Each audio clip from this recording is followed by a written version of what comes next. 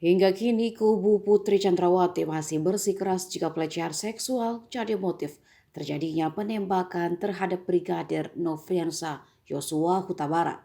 Meski di awal kasus ini mencuat motif pelecehan itu gugur karena tidak ada bukti. Alasan tidak adanya bukti sampai polisi menghentikan penyidikan karena Putri Chandrawati tidak melakukan visum.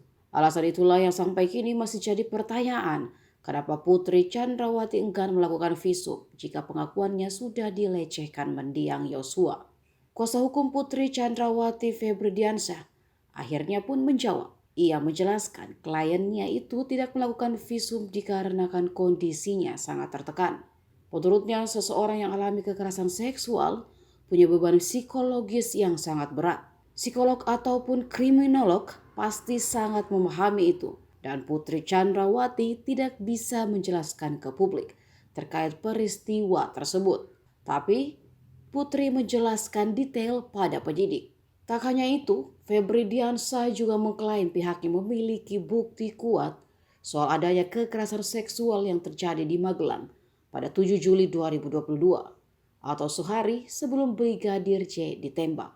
Bahkan menurut Febri, bukti-bukti tersebut juga sudah dipegang oleh jaksa penuntut umum.